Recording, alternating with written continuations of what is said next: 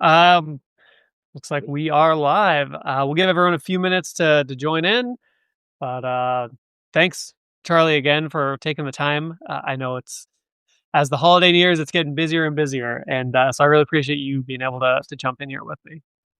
Well, it gives me an excuse to delay going out and snow blowing my driveway since we Where are you coming out of? coming out of Mequon, Wisconsin, which is just north of Milwaukee, Wisconsin, and Oh, we geez. have had we had we've had a lot of snow. What can I say? So, but it's Wisconsin. If you live in Wisconsin, you cannot complain about the snow, so I don't. Yeah, no, it's against the rules. I was we have a newsroom in Wisconsin, Up North News, and I was talking with our the founding editor over there, and they had photos of just these snowy scenes of Wisconsin. And I'm this is my first winter in DC coming from Phoenix, so snow is a very foreign concept to me. And here, we got a little blanket last weekend, it went away, but these photos, it's just dumps of feet of snow everywhere. And Oh, I was like, is it really like that? He's like, no, those are old photos. It's yeah. way worse. No, but you know what? I have the dogs, the German Shepherds, and they love the snow. They love everything about the snow. They can go forever. You know, Oh yeah, they've learned they don't need to go in and drink water. They just eat the snow. So anyway, that's the thing. that's funny. No, That's somebody as from we. Manitoba, Canada. They probably have more snow than we do, though. So Oh, you think? Well, I hope that this is the max snow I ever get. um, we can go ahead and get started. Thank you everyone for being here and joining on. I am here with Charlie Sykes. He is a grandfather, snow lover, dog owner, and author of the book "How the Right Has Lost Its Mind," as well as one of the founders of the Bulwark. Thank you so much again for taking the time to be here today. well, thank you, and of course, I'm the author of the To the Contrary Substack newsletter, which I hope people subscribe to. Of course, yes, yes. If you're here, I imagine you've seen it. Hopefully, you're a subscriber. If not, definitely check it out. I'm Camaron Stevenson. I write Below the Beltway. Do a lot of unique takes. Try to insane wash the sane washing that goes on in a lot of more traditional legacy outlets. And today we're going to be talking about something that could very easily be sane washed into a war, which is what is going on with the United States in Venezuela. And an interesting development that's happened recently, which is Congress actually taking action against the executive branch. It's been pretty feeble so far, but it's a start. And Charlie, I mean, you've covered international conflict and all sorts of things in the United States over the years. Could you maybe give us like a brief rundown of what we're dealing with right now and what you see as the immediate future being? Well, I mean, there is the paradox, right? I mean, this was less than a week ago that Donald Trump was the inaugural winner of the FIFA Peace Prize, right? And yet today, what are we talking about? We're talking about, an escalation toward a war with Venezuela, a war that we don't really understand what it's about. Is it about drugs? Is it about immigration? Is it about the fact that Maduro is a deplorable left-wing dictator? But again, this is the paradox. One day Donald Trump wakes up and he says, I have solved all of these wars. The next day, he's sitting around with Pete Hegseth watching a snuff video of people that they have blown out of the water. So we talk about the Pete Hegseth story, but that's very interesting, as you point out. For the first time in a long time, it feels like Congress has taken baby steps toward some oversight, some accountability, but it's just baby steps.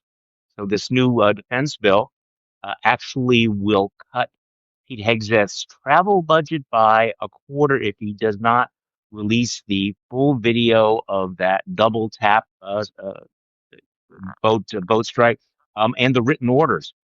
Now, I don't know whether a quarter of the travel budget's going to really impact Hegseth. That's the good news. The bad news is that Mike Rogers, the chairman of the House Armed Services Committee, Republican, has basically said, "Yeah, nothing to see here. We're not going to investigate. I have all the answers." So one step forward, one step back. But Pete Hegseth is going to continue to have a lot of tough questions to answer over the next few months.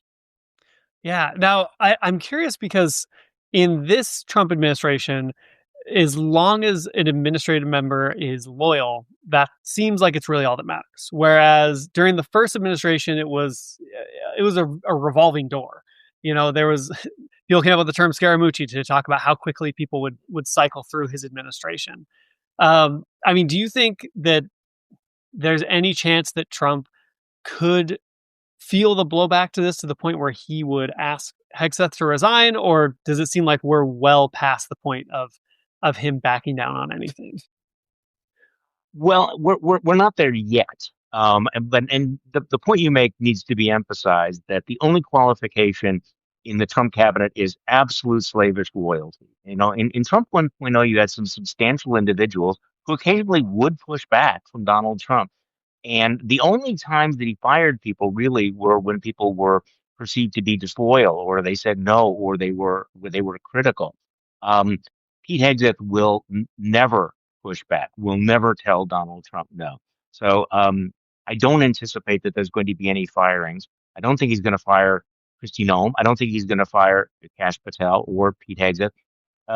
First of all, none of them should have ever been confirmed in the first place. Yeah. But they are there because of their absolute chemical loyalty to Donald Trump. They are there to be the North Korean style, yes men, yes women for Donald Trump. So I don't think you're going to see any firing. Now, on the other hand, no, the Donald Trump loyalty only goes one way, right? If if he believes that Hegseth or somebody else has become a liability to him or an embarrassment to him, then they're going to go. The scary part is if we really are, you know, you know, waddling toward a war with Venezuela, that puts American men and women at risk. Wars can be unpredictable. Um, and I don't know how much confidence the American public or Congress or the administration should have in a war in which Pete Hegseth is the Secretary of Defense. So if anything goes wrong and he needs a scapegoat, it'll be Pete Hegseth.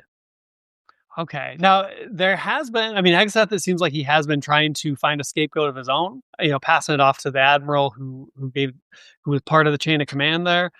Um, I mean, do you think Hegseth could pull something off like that? I have seen him under pressure, and I have not been impressed. Well, he's done it so far.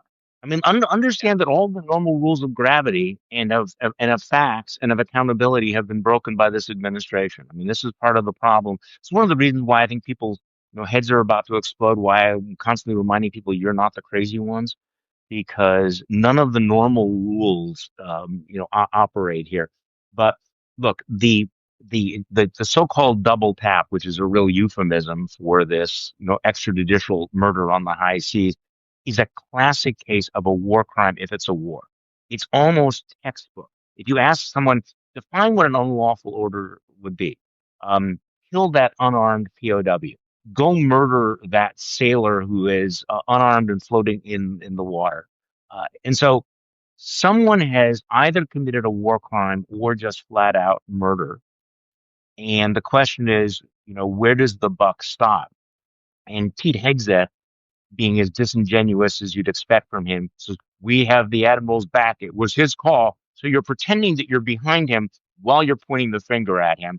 I'm that admiral. I got to be concerned. On the other hand, in Trump world, anybody can be eligible. If you're loyal enough, everybody is eligible for a pardon. He's immune. They can be pardoned. So we are dealing with, again, a lawless, a potentially completely lawless administration. Yeah. Although I would say that these pardons that he gives out, they're only given, I mean, they're given for absolutely corrupt reasons. But from what I've seen, it's only when it can benefit Trump. Like how you've talked, how you mentioned that he would keep someone on his team until it's a disadvantage to him for whatever reason. Yeah. And so the only way I see Hegseth getting a pardon would be if there was some sort of advantage beyond just keeping him on board, because I imagine there's a dozen other Hegseth lights who would be more than willing to take his place. Well, this is the way. Again, yes, you're right about the pardons, but also, when Donald Trump says, calls in, the people from ICE and or the FBI or the military, and he tells them to do something illegal, you know, part of his cloud is, and I will have your back.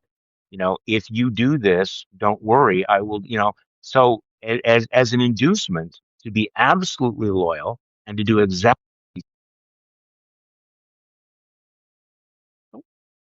you do not, if in fact you do not stay within his universe, though you can be naked. So this is the problem.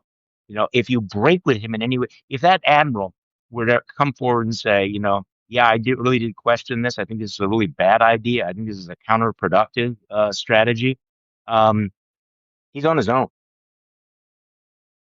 Right, right. Once they step outside of that blind loyalty, then Yep. they're out in the cold and there's nothing Yep. they can do. But as Exactly. long as they adhere and, praise their leader, they are given protection as long as it's Yes. politically expedient for him. Yes.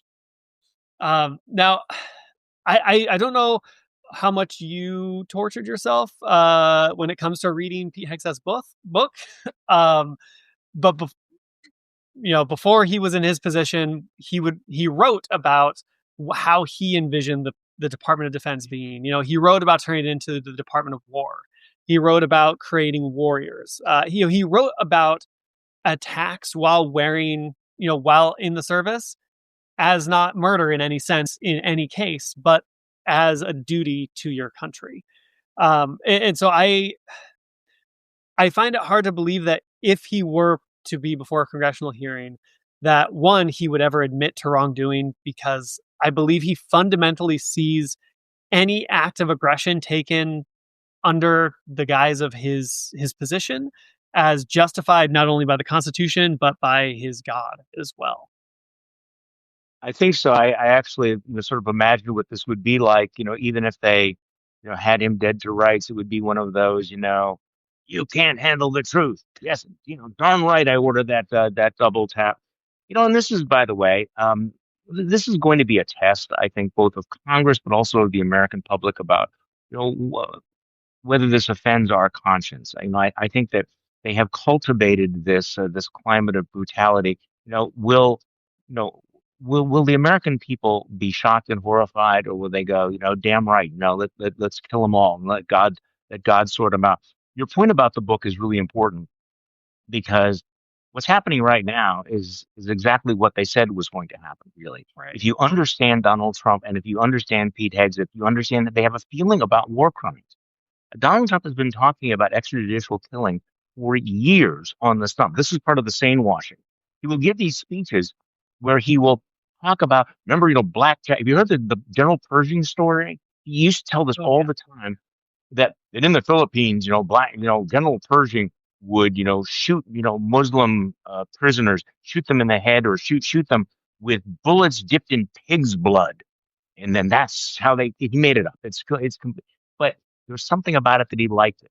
He would praise the extrajudicial murders in the Philippines or the summary executions in China during the 2016 campaign.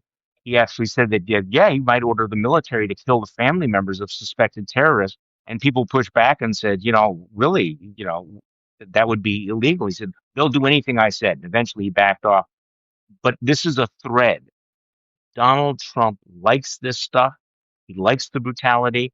He likes what Pete Hegseth is doing. Pete Hegseth is in that job in part because they have the same kind of attitude toward war criminals. Pete Hegseth was an advocate for pardoning people who committed war crimes. Donald Trump did pardon people who committed war crimes. We cannot, it's shocking, but it shouldn't be surprising. Yeah. Well, and the thing about Hegseth, and frankly most of Trump's cabinet, is that they are molded after his image at this point. Hegseth, he was a younger guy when Trump first came into the political scene. Most of during Trump's first term, it was longtime Republicans who were the smartest, safe people in the room who could kind of try and steer the ship and direct Trump to what they felt was the appropriate response to things like this, which is why Black Lives Matter protesters didn't get brutally shot in Not 2020. right. But now we have a cabinet of people who are built and bred to do whatever the Trump administration asks them to do whatever Donald Trump's whims are. And I think you mentioned this earlier, but um, maybe it was before we started. But Trump's mental state, it wasn't in a great spot during his first term. It's certainly not in a good spot now. Sure. And when a leader is deteriorating and they have that type of blind loyalty, it honestly does not bode well for making rational decisions, either in regards to Venezuela or even with Border Patrol and ICE and the military on the streets of U.S. cities.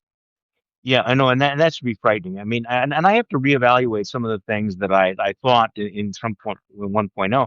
I was critical of the people who were serving Donald Trump. I thought they had sold out. I thought they were rationalizing. But a lot of them said, look, if I'm not here, somebody worse is going to be in the room. And now we know that they were, in fact, right. We should be very, very grateful that we had people like Mike Esper, who was Secretary of Defense for a while, that we had General Milley there, that we had people in the Department of Justice who would push back. And you look around that table, when you watch one of those North Korean style cabinet meetings, Yeah. and you realize that these are not substantial people. These are people who owe everything to Donald Trump. If they're not there at the table, I mean, what are they going to do? They're going to, I'm sorry not to offend anybody, but they're going to go back to be hosting podcasts. That's it. And so, what's frightening is therefore that when Donald Trump has a whim that the grown-ups would have pushed back against in Trump 1.0, there are no grown-ups in the room.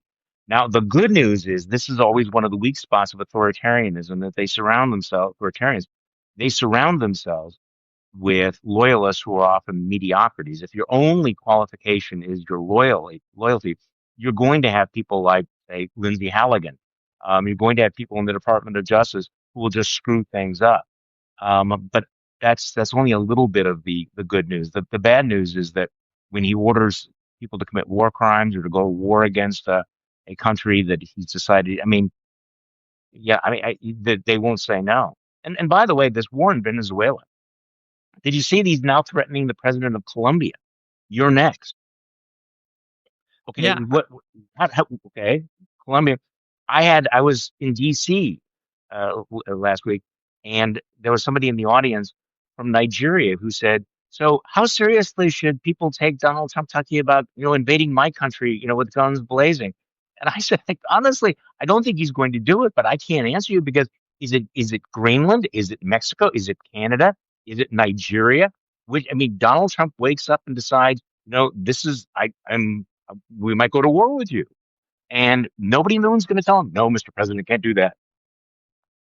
Right. Well, and it's not just that he wait. I mean, it's one thing for the president of the United States to wake up and post it online, but it's another thing for his Secretary of State, for example, to make their trip to Panama to evaluate the likelihood of us taking over the Panama Canal, or Yeah, his Panama. Secretary of State positioning warships all along the coast of Venezuela in the event that the president decides he wants to start an illegal war.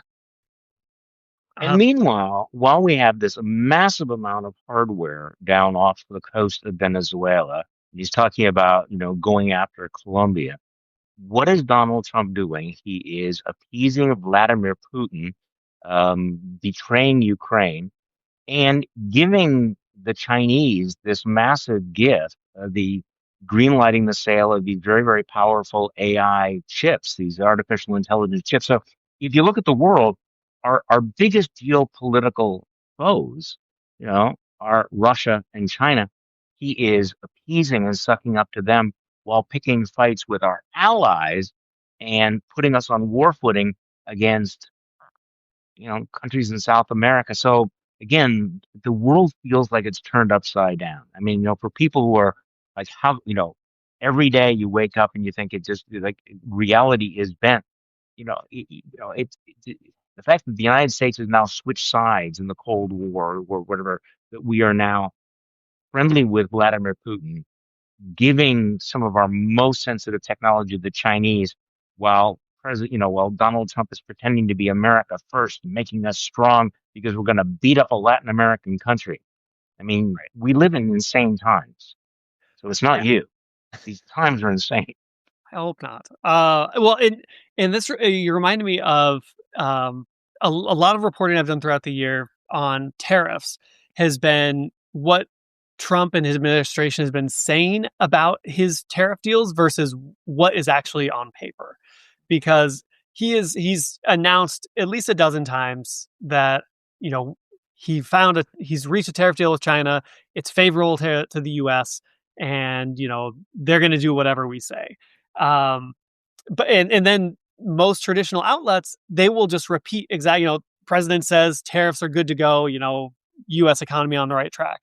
But then you go and I researched and looked at to try and find the documents, you know, the actual paper. There wasn't anything. And then Frameworks, concept of a plan. which is shocking. And I think this also says something about our current state of information, that I would then have to go to, you know, China state media to figure out what was actually being said, what the you know, president of China was actually saying. And it was always, yeah, we'll see what they actually present us with, because we haven't given them anything tangible and they've agreed to nothing. But we're told by him, and it's relayed by traditional outlets that we're good to go, which leads us to where we are now, where our economy is not in a pretty spot. Our situation with people being able to get jobs, people getting employment, we don't know the real numbers because they're not published anymore. But I know I can feel it in my life. I know people who've been searching for a job for months and are unable to find anything. It's just that eventually those information bubbles, they can't hold reality forever. Eventually something's going to bleed out. Well, first of all, just think about this for a second, that you have to go to Chinese state media to find out what's actually going on. I mean, that's one of those strange moments. No, I mean, Donald Trump has this infinite confidence in his ability to bend reality, to make stuff up and have people believe it. So he talks about these tariffs, you know, bringing in trillions of dollars, which is not true. Has been in complete denial that Americans actually pay those tariffs. Um, Part of the weird thing, of course, is that Donald Trump doesn't seem to actually understand how tariffs work. So on the one hand, he says, you know, only foreign countries pay the tariffs, and yet now we have to bail out farmers. There's a $12 billion bailout. Wait, so why are we bailing out farmers if if they're not impacted by the tariff? And then, of course, you saw him go to Pennsylvania for his big speech on affordability, and what does he do? He mocks affordability. He mocks the issue. He's clearly, you know, he's uniquely tone deaf on what's happening to the economy, especially with cost of living. Yeah, well, I mean, that's an entire topic, just the comparison of a gilded White House, you know, three, 200 million, then 250, then 300 million, then who knows how much, you know, ballroom is being built in his likeness, essentially. But you don't need more Meanwhile, dolls or pencils, right, right? I right, I get to right. go. I get to go Meanwhile, in ballroom. I mean, part of my language, but, you know, he goes to Pennsylvania and tells everyone they're a bunch of broke bitches, and they really got to just buckle down, buy fewer pencils in a digital age. Yeah. You know, buy less Christmas presents for your kids, and then meanwhile he jumps on his Saudi jet that we spent $1 billion, you know, reworking so that he could take it home at the end of the Of a supposed end. populist message, right? I mean, this is the thing about, you know, Donald Trump rode into office on this populist message that, you know, I am your voice. I am the voice of the forgotten man. And I mean, the optics are bizarre. And but Donald Trump just assumes that his base will swallow anything that he serves them, and his base will, but his base is getting smaller.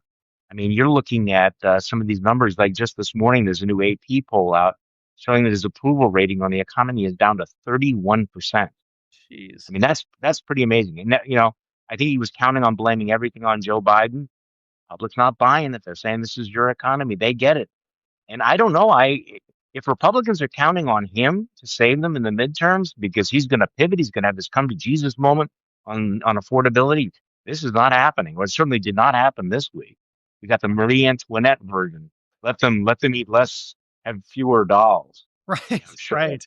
fewer. Well, and honestly, that kind of brings us back full circle to just the way this recent change in Congress and actually taking, you know, action against the executive branch. It's small, you know, they're threatening Hegseth's travel budget, a portion of it, but it's an action against the executive branch, which is a sign that Congress is not completely beholden to Trump anymore. We're seeing a record number of Republicans retire from Congress or announce their retirements or abruptly leave because, one, they don't want to be in a position where they have no power and are just yelled at all the time. And two, they see a sinking ship and they want to get off. And Yeah. it seems like we're going to see more and more of that in the next year. Yeah, I mean, I caution people against irrational exuberance about Republicans ever showing any independence, but I mean, there's clearly some fractures in the base. I mean, when you lose Marjorie Taylor Greene, that was not on my bingo card. And you look at the number of Republican women that are, charting their own course, doing things like signing discharge petitions. Now, by the way, these are not feminists. These are not the moderates.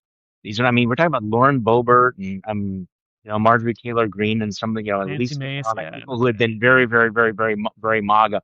But I think they sense that there's blood in the water, and they're charting their own course. But right now, they're willing to defy and insult Mike Johnson, the very insultable, Speaker of the House, who thinks that women's brains are like spaghetti, men's brains are like waffles, whatever. Um, but there's with the exception of Marjorie Taylor Greene, they haven't really gone after Donald Trump yet. But I mean, they see the writing on the wall. I mean, at some point, Donald Trump does become a lame duck, and there are consequences to that. But I wouldn't expect that you're going to see much action from the Congress until after the midterms, and then I think the game changes very substantially. It's not solved, but it's a different game. Right, right. Which then becomes a matter of what damage can be mitigated between now and the midterms. As Trump sees or senses that he might be losing power or might be held accountable. I mean, does that include lashing out to declaring war or just going to war with Venezuela? Does that include increased troops on our streets? And I don't Yeah, know. no, I it's mean, creative. yeah, No, I think you're raising a good question. I mean, I've said before someplace else that for Donald Trump, when he becomes, for Donald Trump, being a lame duck is just another word for nothing left to lose. right, And he still will have all of those powers up until noon on January, assuming he leaves office, of January 20th of 2029. That's a long, long, long time. So don't count him out and don't think that the danger is past. But so you have to mitigate the damage between now and the midterm, and then Democrats, if they control one house of Congress, they have to figure out how to use that leverage. And that's tricky because Donald Trump will still dominate this news cycle, will still dominate our attention in a way that Congress it's very difficult to defy. I mean, I remember when Republicans won control of the House back in the 1990s when Bill Clinton was president, and they thought, okay, we're really going to take him on. And Clinton said, "Look, I'm not done yet. I'm still the president of the United States," and he won re-election rather easily yeah, because it's very difficult to try to run the government from Congress. So, I mean, it's a good thing. It's important. Mitigate the damage. Find a way to control it. Have hearings. Have investigation. Um, Actually, table some impeachments. But don't let your guard down because it's not going to be over after the midterms at all. right, right. No, absolutely. I think we're about coming up on our time. So, Charlie, I wanted to again thank you so much for taking the time. This has been honestly very informative and encouraging in a way for me. And hopefully it has been for everyone who's watching. Hey, anytime. Thank you for the invitation. Yeah, no problem. We'll talk to you again soon. Thank you. See ya. Now, the fun part of finding the there.